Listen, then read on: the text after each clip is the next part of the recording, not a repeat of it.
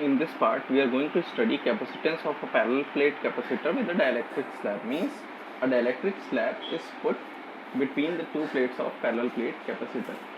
See, we are going to see this figure. This is a parallel plate capacitor having plates. One is positively charged with charge plus Q and another is negatively charged with charge minus capital Q.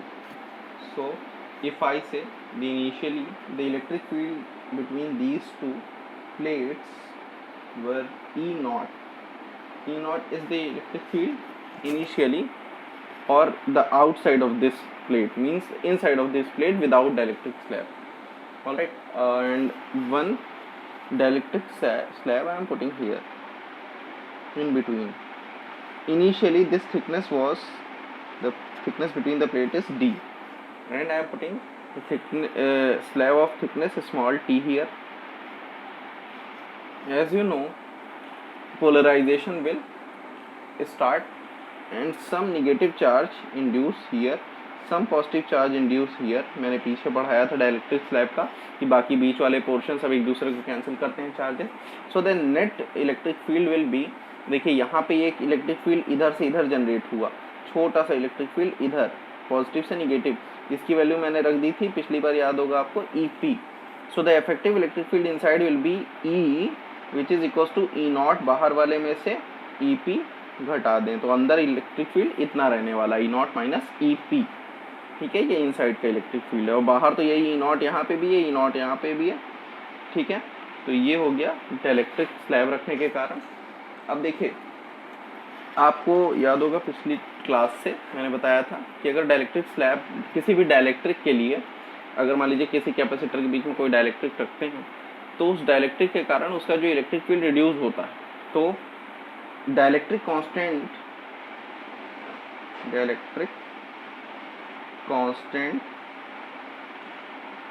K is equals to the initial और the external electric field divided by the reduced electric field. ये मैंने आपको पिछली बार बताया था ये class में. अब इसको बिना ये वेक्टर फॉर्म के भी डायरेक्टली भी लिख सकते हैं, ई नॉट अपॉन ई मैग्नीट्यूड. इसको आप लिख लीजिए इक्वेशन 1.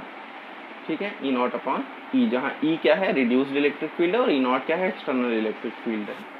अब देखिए इस केस में जो इस टी पे जितना फील्ड लग रहा है वो है ये वाला, और जो डी मतलब टी को छोड़ के बाकी में लग रहा है, बाकी में कितने में, यानी इतने पोर्शन में और इतने पोर्शन में कितना, कौन सा इलेक्ट्रिक फील्ड लग रहा है, ई नॉट वाला.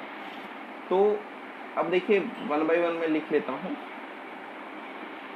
V जो पोटेंशियल होगा, पोटेंशियल टोटल पोटेंशियल बिटवीन और the potential difference between these two plates will be the sum of this potential difference and this potential difference for this dielectric slab. So V will be equals to, पहले तो ये जो बाहर वाला है, बाहर वाला ई नॉट इलेक्ट्रिक फील्ड है, आपको याद होगा field multiplied by the length, E dot L, V equals to E dot L या ई डॉट डी. तो यहाँ पे बाहर वाला जहाँ पे ई कितना काम कर रहा है, वहाँ पे जहाँ ई नॉट काम कर रहा है वहाँ पे कितनी थिकनेस है, टी हटा दो डी में से तो डी माइनस टी. इतने पे ई नॉट काम कर रहा है इतनी लेंथ पे, और बाकी बचे टी पे क्या काम कर रहा है, ई नॉट ना काम करके ये ई काम कर रहा है, यानी ई काम कर रहा है टी वाली थिकनेस पे. ठीक है, अब देखिए यहाँ पे ई टी है ये, तो ई की जगह हम यहाँ से क्या लिख सकते हैं, यहाँ इक्वेशन 1 से E is equals to E naught upon K. ठीक है, इसको इक्वेशन 2 कह दीजिए, ये वाली इसको इक्वेशन 3 कह दीजिए. यहाँ पे तो फिर E की वैल्यू में ई नॉट बाई के रख दें, E naught D minus T plus E naught by K T, जहाँ के क्या है, ये डाइलेक्ट्रिक जो स्लैब रखे हैं इसका डाइलेक्ट्रिक कांस्टेंट है, इसको कह दीजिए इक्वेशन 4. ठीक है, ये इक्वेशन हमने पोटेंशियल की निकाली. अब आपको याद होगा कि जो फील्ड होता है किसी इनफाइनाइट पैरेलल प्लेट कैपेसिटर के लिए, इस प्लेट के लिए ई होगा सिग्मा अपॉन एप्सिलॉन नॉट. ठीक है, E equals to sigma upon epsilon naught. तो यानी यहाँ पे जो इलेक्ट्रिक फील्ड ई नॉट है अपने केस में ई यानी एक्सटर्नल, तो E naught equals to sigma upon epsilon naught. यहाँ सिग्मा क्या है, where sigma is equals to, ये एक प्लेट के लिए लिखा है मैंने सिग्मा अपॉन एप्सिलॉन नॉट, तो इस प्लेट का टोटल चार्ज और मैंने मान लीजिए कह दिया कि इसका टोटल एरिया ए है तो क्यू बाई ए, तो सिग्मा की वैल्यू क्यू बाई ए, तो ई नॉट को क्या लिख सकते हैं, sigma Q by A epsilon not, ये लिख सकते हैं Q by A epsilon naught. ठीक है, तो ये हो गया हमारा Q by A epsilon not, मैं साफ लिख ले रहा हूँ Q by A epsilon not. अब देखिए ये तो ई नॉट की वैल्यू है, ठीक है, इलेक्ट्रिक फील्ड की। अब ई नॉट यहाँ पे अगर हम रखते हैं ई नॉट की वैल्यू दोनों में, ठीक है, तो ये क्या हो जाएगा, v इज इक्वल्स टू, यहाँ से देखिए ले रहे हैं v is equals to E naught की रख दें Q by A epsilon naught, यहाँ पे भी है, दोनों में से ई नॉट कॉमन ले लिया तो यहाँ लिख देते हैं डी माइनस टी, और ये क्या बचा प्लस टी बाई के, समझ रहे होंगे, ई नॉट कॉमन लिया है और ई नॉट की जगह ये रख दिया। अब देखिए ये तो पोटेंशियल आ गया, इसको मैंने नाम दे दिया इक्वेशन 5। अब देखिए ये जो पोटेंशियल आ गया, पोटेंशियल पता हो और चार्ज पता हो तो आप कैपेसिटर निकाल सकते हैं, capacitance, hence capacitance C is equals to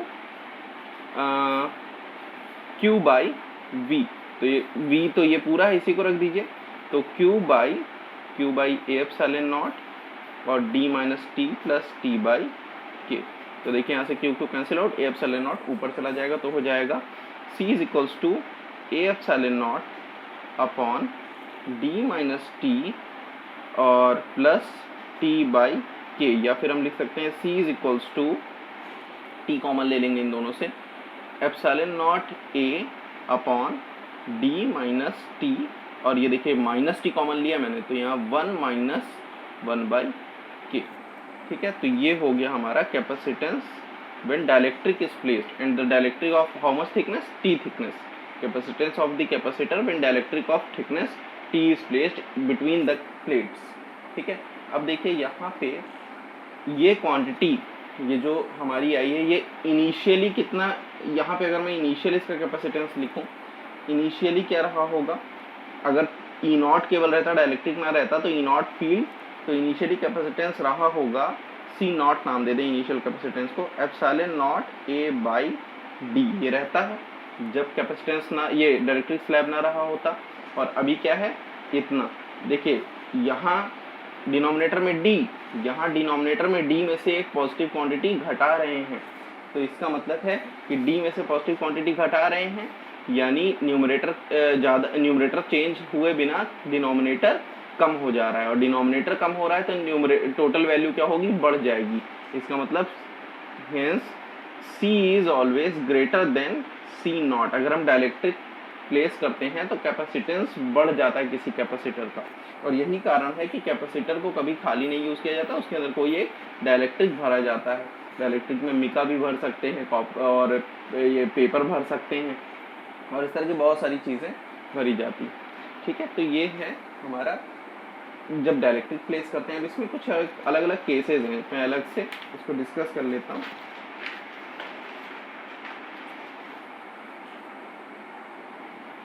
देखिए ये तो था हमारा एक्सप्रेशन जो आया है, epsilon naught A D minus T 1 minus 1 by के, एक्सप्रेशन आया है। इफ अगर हमने ऐसा डाइलेक्ट्रिक भरा जो पूरे पैरेलल प्लेट, मतलब ये दोनों पैरेलल प्लेट के बीच की पूरी थिकनेस को फिल कर दे, पूरा यहाँ से यहाँ तक डाइलेक्ट्रिक ले लें, यानी डी ही टी के बराबर हो जाए, जितना टी उतना डी, तो यहाँ पे डी और ये बराबर हो जाएगा, तो C equals to epsilon naught A D minus, यहाँ पे भी डी कर दें 1 माइनस 1 बाई के, तो ये वैल्यू हो जाएगी C is equals to epsilon naught A, और ये हो जाएगा D minus D cancel out, minus minus plus D by K, यानी के ऊपर चला जाएगा, K epsilon naught A by D, और या फिर आपको ये याद होगा ये epsilon naught A by D क्या है, सी नॉट है, तो सी इज इक्वल्स टू के सी नॉट, यानी कैपेसिटेंस कितने टाइम बढ़ जाता है, सी नॉट टाइम्स, के टाइम्स हो जाता है, वो बढ़ता है घटता है वो बात की प्रॉब्लम है, के टाइम्स हो जाता है कैपेसिटर, अगर हम फुल्ली उसके अंदर डाइलेक्ट्रिक भर दें बिना स्पेस छोड़े। अब अगर हम मान लीजिए अपने डाइलेक्ट्रिक के थिकनेस जो है टी को वो d/2 यानी आधा लेंथ रखते हैं, उस दोनों प्लेट्स के बीच की दूरी का आधा, तो हमारा c लगभग होता है, आप कैलकुलेट खुद से करेंगे, के सी नॉट के प्लस 1, डी की जगह टी की जगह d/2 रख कैलकुलेट करिएगा। ठीक है, इसी तरह t इज इक्वल्स टू, अगर हम 2d/3 पुट करते हैं तो c की वैल्यू आती है 3 के सी नॉट अपॉन के प्लस 2, ये खुद कैलकुलेट करके आप ट्राई करिएगा। केवल डी की जगह एक बार, टी की जगह एक बार डी/2, एक बार टी की जगह 2d/3 रखिएगा। ठीक है, तो ये हो गया आज के लिए लेक्चर।